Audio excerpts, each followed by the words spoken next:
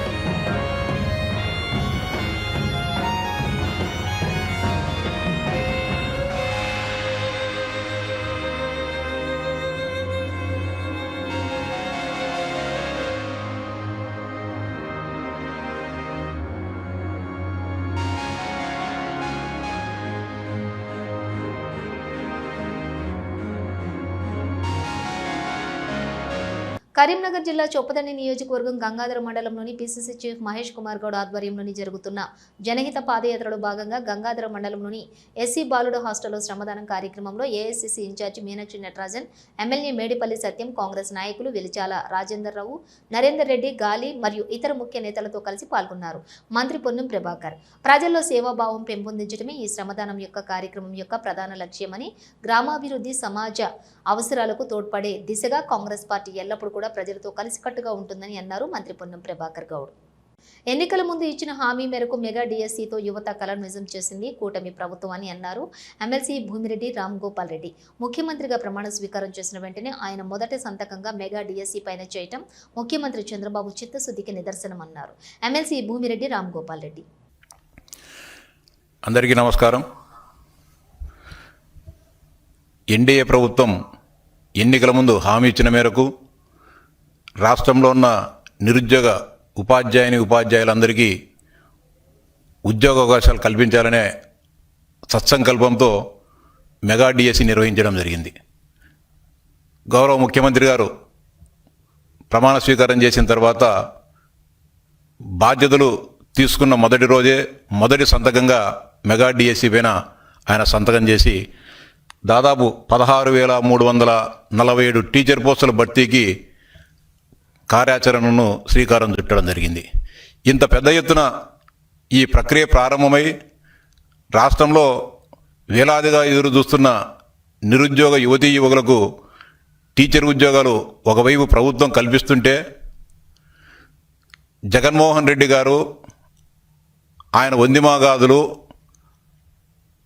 ఆయన ఒత్తాసు పలుకుతున్న మీడియా దీన్ని సహించలేకుండా మళ్ళీ నిరుద్యోగులలో, అంతేకాకుండా ప్రస్తుతం అర్హత సాధించిన వారందరిలో కూడా గందరగోళం నింపేదానికి ప్రయత్నాలు జరుపుతూ ఉంది.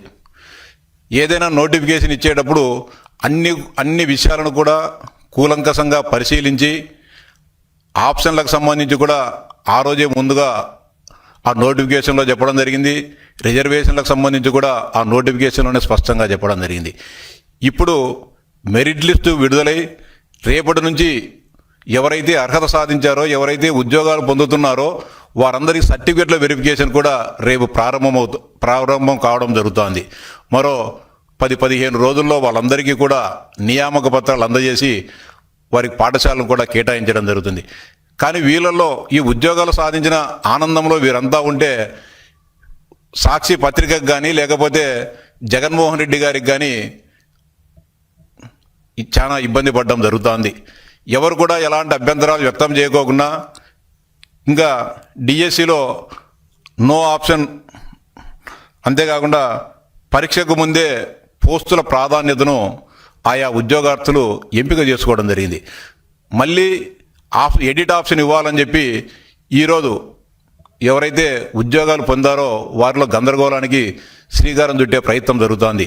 ఈ సందర్భంగా ఈ ఉద్యోగాలు పొందుతున్న నిరుద్యోగ యువతీ యువకులందరూ కూడా విజ్ఞప్తి చేసేది ఒకటే, ఎంతో బాధ్యతగా మీకు ఇచ్చిన మాట మేరకు రాష్ట్ర ఆర్థిక పరిస్థితి అంతంత మాత్రంగా ఉన్నా గతంలో జగన్మోహన్ రెడ్డి గారు 23,000 పోస్టులు భర్తీ చేస్తా అని చెప్పి మీ అందరికీ కూడా మోసం చేసిన పరిస్థితులలో మీకందరికీ అవకాశాలు కల్పించాలనే సదుద్దేశంతో 16,347 పోస్టులను భర్తీ చేయడం జరిగింది. ఆనాడు కాంగ్రెస్ పార్టీ ఎన్నికల మేనిఫెస్టోలో మమ్మల్ని గెలిపించండి, మీకు ఫిక్స్డ్ వేతనం ఇస్తామని మాట ఇచ్చిందని, ఇచ్చిన మాట నిలబెట్టుకోవాలని అన్నారు మాజీ మంత్రి సిద్దిపేట ఎమ్మెల్యే హరీష్ రావు. రేవంత్ రెడ్డి మీరు ఏ మాట ఇచ్చారో ఆ మాట నెరవేర్చండి అని అడుగుతున్నారు. ఇది కొత్త విషయం కాదు. ఇచ్చిన మాట ప్రకారం హామీని నెరవేరుస్తారా లేదంటే ఉద్యమించమంటారా అని ప్రశ్నించారు హరీష్ రావు. ఆనాడు కాంగ్రెస్ పార్టీ మేనిఫెస్టోలో మమ్మల్ని గెలిపించండి, మీకు ఫిక్స్డ్ వేతనం ఇస్తాం, మీకు 18,000 రూపాయల వేతనం ఇస్తామని చెప్పి మాట ఇచ్చింది. నమ్మి కాంగ్రెస్ పార్టీకి ఓటేసి గెలిపించారు. మరి మీరు ఏమడుగుతుండ్రు? ఏ మాట అయితే ఇచ్చిండ్రో ఆ మాట నెరవేర్చయ్యా రేవంత్ రెడ్డి అంటున్నాం. అంతకుమించి ఏమైనా అడుగుతున్నారా? గొంతెమ్మ కోరికలు కోరతలేరు, కొత్త ముచ్చట అసలే అడుగుతలేరు. ఇచ్చిన మాట నెరవేర్చుమని మీరు అడుగుతా ఉన్నారు. పోయినసారి మీరు కోటిలో మన డైరెక్టరేట్ దగ్గరికి వస్తే పోలీసులతో కొట్టించారు. ఆశా వర్కర్లను ఏ రకంగా కొట్టిండ్రో వీడియోలు రాష్ట్రం అంతా కూడా చూసింది. సరే టైం ఇవ్వమని మంత్రి గారు అడిగినరు, టైం ఇచ్చారు. టైం ఇచ్చి ఇలా ఇంకొక ఏడాది చూసి 2 ఏళ్ళు అయింది, అయ్యేపాయ సగం పీరియడ్ అయ్యేపాయ. మరి ఇంకెప్పుడు పెంచుతావు? సగం పీరియడ్ అయిపోయింది కదా, మంచి మాట కొద్ది ఇస్తావా? మరి ఆశాలందరినీ పెద్ద ఎత్తున ఉద్యమానికి వెళ్ళమంటవా అని ఇలా ముఖ్యమంత్రి రేవంత్ రెడ్డి నేను అడుగుతా ఉన్నా. పెనపాక మండలం వ్యవసాయ కార్యాలయం ముందు బీఆర్ఎస్ పార్టీ ఆధ్వర్యంలో ధర్నా నిర్వహించారు. యూరియా కోసం రైతు గోస. బీఆర్ఎస్ భరోసా అనే కార్యక్రమంతో వ్యవసాయ కార్యాలయానికి ర్యాలీగా వెళ్లి రైతులకు సకాలంలో యూరియా అందేటట్లు చేయాలని వినతి పత్రం అందించారు. సరిపడా యూరియా రైతులకు సరిపడా యూరియా రైతులకు సరిపడా యూరియా జై తెలంగాణ జై తెలంగాణ కేటీఆర్ గారి నాయకత్వం జై తెలంగాణ రైతులకు యూరియా వెంటనే రైతులకు యూరియా వెంటనే ఇదే మీ రాజ్యం ఇదే మీ రాజ్యం దొంగల రాజ్యం దోపిడీ రాజ్యం ఇదే మీ రాజ్యం ఇదే మీ రాజ్యం దొంగల రాజ్యం దోపిడీ రాజ్యం జై తెలంగాణ కేసీఆర్ గారి నాయకత్వం కేటీఆర్ గారి నాయకత్వం జై తెలంగాణ బీసీలకు 42% రిజర్వేషన్లు కల్పించిన తర్వాతే స్థానిక సంస్థల ఎన్నికలు నిర్వహించాలని కోరుతూ బీసీ సంక్షేమ సంఘం జాతీయ అధ్యక్షులు ఆర్ కృష్ణయ్య చేపట్టిన సత్యాగ్రహ దీక్షకు తెలంగాణ జాగృతి పక్షాన సంపూర్ణ మద్దతు ప్రకటిస్తున్నామని ఎక్స్ వేదికగా ప్రకటించారు కల్వకుంట్ల కవిత. బీసీలకు 42% రిజర్వేషన్లు కల్పించాలన్న చిత్తశుద్ధి రాష్ట్ర ప్రభుత్వానికి లేదని, ప్రభుత్వ పెద్దల చర్యలను బట్టి స్పష్టమవుతున్నదని, అసెంబ్లీ కౌన్సిల్లోని బిల్లులు పాస్ చేయడం మినహా 42% రిజర్వేషన్లు అమలు కోసం రాజ్యాంగబద్ధంగా రాజకీయంగా ఉన్న ఏ ఒక్క అవకాశం కూడా రాష్ట్ర ప్రభుత్వం ఉపయోగించుకోలేదని, ప్రధాని వద్దకు అఖిల పక్షాన్ని తీసుకెళ్లలేదు, అసలు ప్రధాని అపాయింట్మెంట్ కూడా కోరలేదు, గవర్నర్ను కలిసి ఆర్డినెన్స్ జారీ చేయాలని విజ్ఞప్తి చేయలేదు, కేంద్ర ప్రభుత్వం బీసీ బిల్లులను కోల్డ్ స్టోరేజీలో పెడితే న్యాయ పోరాటం చేయలేదు, బీసీలకు 42% రిజర్వేషన్లు కల్పించకుండా స్థానిక సంస్థల ఎన్నికలు నిర్వహిస్తే బీసీలు ఈ ప్రభుత్వానికి కాంగ్రెస్ పార్టీకి తగిన గుణపాఠం చెప్పడానికి సిద్ధంగా ఉన్నారని అన్నారు కవిత. ఎస్ఎఫ్ఐ ఆధ్వర్యంలో స్కాలర్షిప్ ఫీజు రియంబర్స్మెంట్ నిధులు వెంటనే విడుదల చేయాలంటూ విజయనగరం కలెక్టరేట్కు ర్యాలీగా తరలివెళ్లారు విద్యార్థిగా ఏడాదిగా ఫీజు రియంబర్స్మెంట్ ఇస్తామని చెబుతున్నారు కానీ ఇంతవరకు అమలు చేయలేదని అన్నారు విద్యార్థులు. తక్షణమే ఫీజు రియంబర్స్మెంట్ చెల్లించాలంటూ కలెక్టరేట్ వద్ద ధర్నా చేశారు. స్ట్రైక్ చేయడానికి గల మెయిన్ రీజన్ ఏంటంటే మా విద్యార్థులు ఎవరైతే ఉన్నారో వాళ్ళకి స్కాలర్షిప్ అనేది పడడం లేదు. గత సంవత్సరం నుండి మాకు చెప్తున్నారు విద్యార్థులకు స్కాలర్షిప్ వేస్తాం, మీరు బాగా చదువుకోవచ్చు, కానీ ఎప్పుడు వేస్తారు? ఇంతవరకు ఆ యొక్క పథకం ఏదైతే ఉందో అది నెరవేర్చనే లేదు గవర్నమెంట్. మేము గవర్నమెంట్ అడుగుతాం, ఇంతవరకు మాకు ఎందుకు స్కాలర్షిప్ వేయలేదని అడుగుతున్నాం. నెక్స్ట్ పీజీ చదువుతున్న విద్యార్థులు ఎవరైతే ఉన్నారో వాళ్ళకి జీవో నెంబర్ 77వ నెంబర్ని రద్దు చేసి వాళ్ళకి ఫీజు రియంబర్స్మెంట్ అనేది పడేటట్టు చేయాలి. అలాగే గవర్నమెంట్ హాస్టల్స్ ఏవైతే ఉన్నాయో వాటిలో మంచి సౌకర్యాన్ని కల్పించాలి. అంటే ఫుడ్ ఏదైతే ఉందో 1600 నుంచి 3000 వరకు ఫీజు అనేది పెంచాలి. నెక్స్ట్ వచ్చేసరికి కొత్త భవనాలను నిర్మించాలి. తర్వాత మెడికల్ కాలేజెస్ అనేవి కొత్తగా మన విజయనగరంలో నిర్మించాలి. ఇదే మెయిన్ రీజన్ నేను స్ట్రైక్ చేయడానికి గల కారణం. Thank you. ఈరోజు స్ట్రైక్ చేయడానికి ఏంటంటే పేరు నా పేరు Srilatha, government college final year. మేము ఫైనల్ ఇయర్కి వచ్చినా సరే మాకు 2 ఇయర్స్లో ఎటువంటి స్కాలర్షిప్స్ రాలేదు. దీనికి అంటే ఈ తర్వాత కొత్త ప్రభుత్వం వచ్చి అధికారులకు 15 గంటలు వచ్చినా సరే ఇప్పటికి కూడా ఎన్నికలు ఉన్న బకాయిలు ఏవైతే ఉన్నాయో ఫీజు రియంబర్స్మెంట్ బకాయిలు ఏమి చెల్లించలేదు. దీనివల్ల ఎంతో మంది విద్యార్థులు నేను కూడా ఎంతో వరకు ఏదో ఒకటి సేవింగ్స్ దాచుకుంటున్నాం విద్యార్థులు చదువుకోవాల్సిన పరిస్థితి. అదే ఈ ఫీజు రియంబర్స్మెంట్ ఏవైతే ఉన్నాయో చెల్లించినట్లయితే మాకు ఎక్కడికప్పుడు చేసినట్లయితే ఖచ్చితంగా ప్రతి స్కూల్ చదువుకుంటారు. ముఖ్యంగా మినిస్టర్ ఆఫీస్లో ఆంధ్రప్రదేశ్ భారతీయ జనతా పార్టీ రాష్ట్ర అధ్యక్షులుగా బాధ్యతలు తీసుకున్న మాజీ MLC Shri PVN Madhav doctor BR Ambedkar Konaseema జిల్లాలో పర్యటించారు. అమలాపురం గడియార స్తంభం నుండి కాపు కళ్యాణ మండపం వరకు భారీ ర్యాలీతో పాదయాత్ర చేశారు. అనంతరం కార్యకర్తల సమావేశంలో మాట్లాడే భారతీయ జనతా పార్టీ దేశ ప్రధాని నరేంద్ర మోడీ యొక్క పరిపాలన విధానాన్ని, భారతదేశ అభివృద్ధిని కార్యకర్తలకు తెలియజేశారు. ఈ కార్యక్రమంలో ఎమ్మెల్సీ శ్రీ సోము వీర్రాజు, మాజీ ఎమ్మెల్యే శ్రీ మానేపల్లి అయ్యాజీ వేమ, ఆంధ్రప్రదేశ్ మాజీ పశు గుణాభివృద్ధి సంస్థ మాజీ చైర్మన్ శ్రీ యాళ్ల దొరబాబు, నల్ల పవన్ కుమార్ తదితరులు పాల్గొన్నారు. ఈ కార్యక్రమంలో డాక్టర్ బిఆర్ అంబేద్కర్ కోనసీమ జిల్లా నూతన అధ్యక్షులు శ్రీ అడపాల సత్యనారాయణ ఆధ్వర్యంలో జరిగింది. మనందరి యొక్క పిల్లలు బంధువులు ఇవాళ విదేశాల్లో ఉంటారు. వాళ్ళని అడగండి, ఇవాళ ఐఆమ్ ఫ్రమ్ ఇండియా అంటే వాళ్ళకి దక్కుతున్న గౌరవం.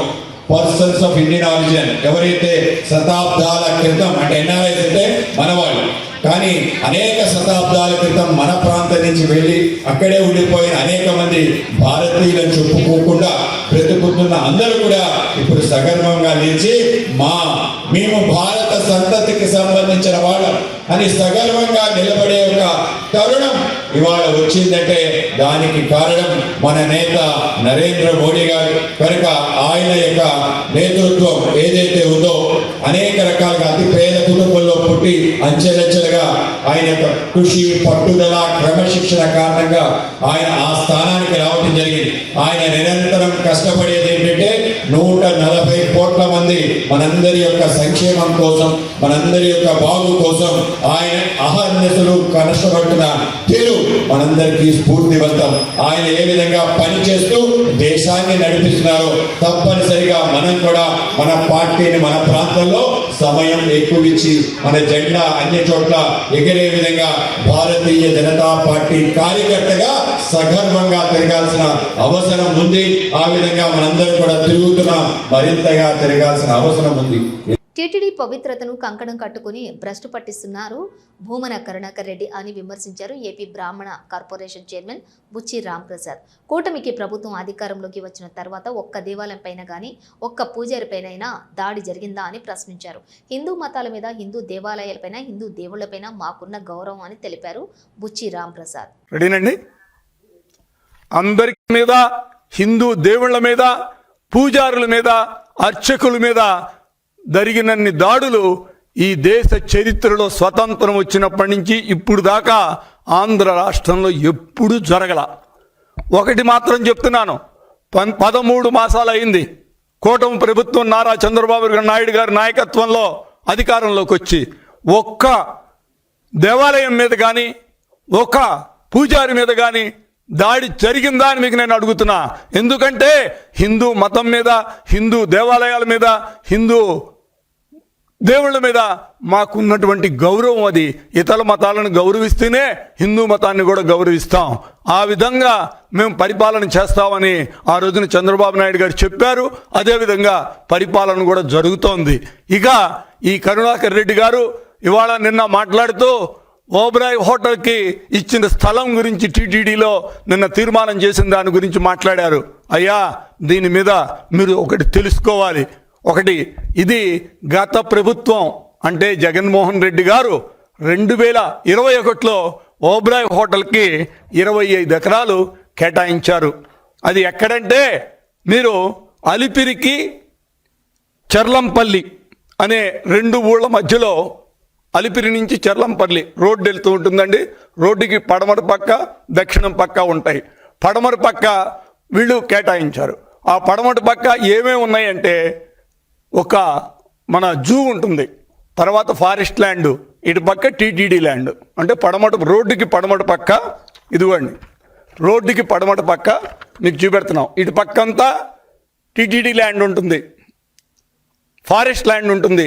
ఇక్కడ ఒకటి జూ ఉంటుంది, ఇంకేమీ ఉండవు. అక్కడ ఈ సెంటర్లో 25 ఎకరాలు ఓబ్రాయ్ హోటల్ తాజ్ గ్రూప్కి కేటాయించింది వైసీపీ ప్రభుత్వం. తిరుమలలో శ్రీ వెంకటేశ్వర స్వామి నిత్య కళ్యాణం కన్నుల పండుగగా నిర్వహించారు వేద పండితులు.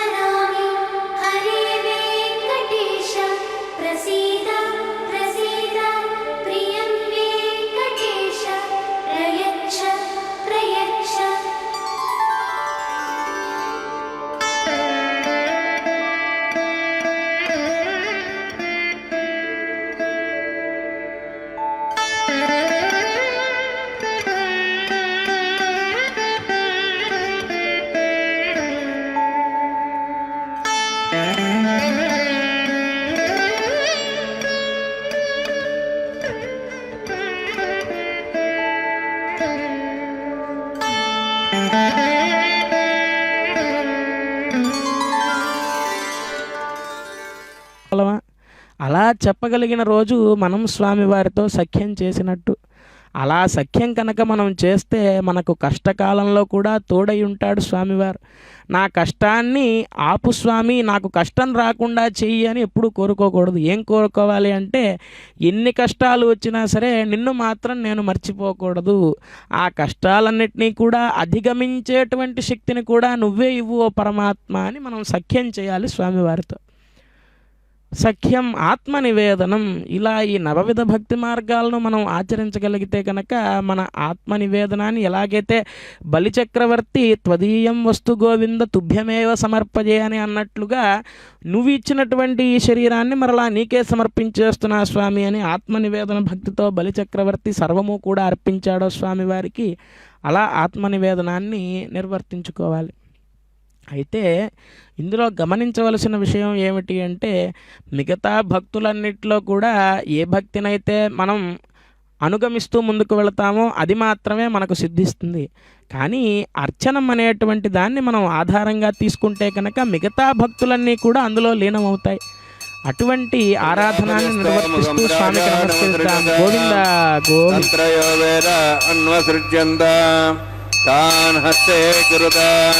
అథా సీతా సావిత్రీ సుమంగళీర్యం మధురిమాగుం సమేతవత్సద సౌభాగ్యమత్వై దత్వాయాధాస్తం వివరేదన శ్రియే జాత శ్రియ నిర్యాయ శ్రీ అంబయో చతుర్భ్యో దాది శ్రీ అంబసానామృతమాయన్ భవంతి సత్యా సమిధాం దద్రౌ.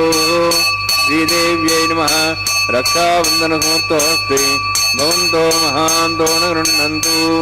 సుముహూర్తోస్తు.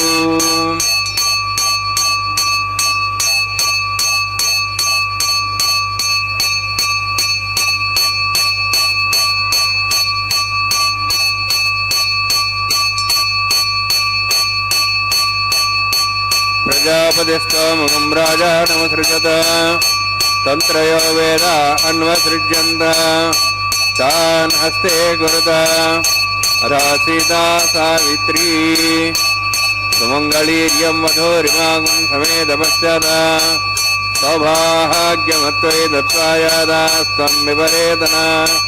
మేధినీ దేవీ వసుంధరా స్యాత్ సదా దేవీ వాసవీ బ్రహ్మవర్చసః పితॄణాం శ్రోత్రం చక్షుర్మణః.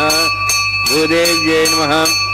మాంగళ్యధారణ సమూర్తోస్తి భవంతో మహాంతో న గృహ్ణन्तు. సుముహూర్తోస్తు. సుప్రతిష్ఠితమస్తు.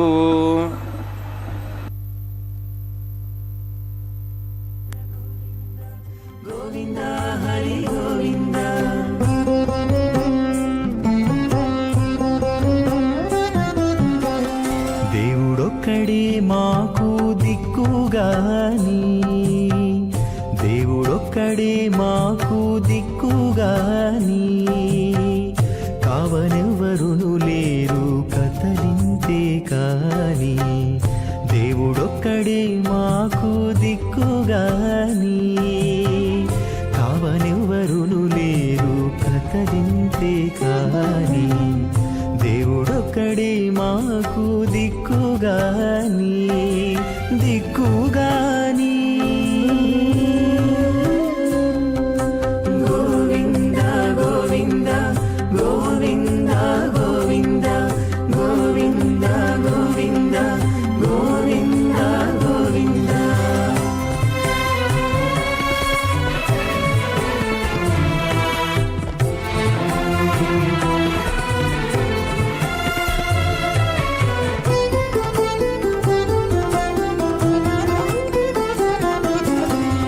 పచ్చి ఒళ్ళు మోచితిమి, పాపమెల్లా చేసితిమి, హెచ్చిన మీదటి శుద్ధులు ఏటివో కాని. పచ్చి ఒళ్ళు మోచితిమి, పాపమెల్లా చేసితిమి, హెచ్చిన మీదటి శుద్ధులు ఏటివో కాని. రచనబడే మా గుట్టు రమణుల చేతబెట్టు. గోవింద గోవింద గోవింద గోవింద. రచనబడే మా గుట్టు. ఒంటిమిట్ట కోదండ రామస్వామి ఆలయ పవిత్రోత్సవాల శోభ అంగరంగ వైభవంగా జరిగింది. ఒంటిమిట్ట కోదండ రామస్వామి ఆలయ పవిత్రోత్సవాలలో భాగంగా సర్వాలంకరణ శోభితులైన సీతా లక్ష్మణ సమేత కోదండ రామయ్య పూజలను అందుకున్నారు.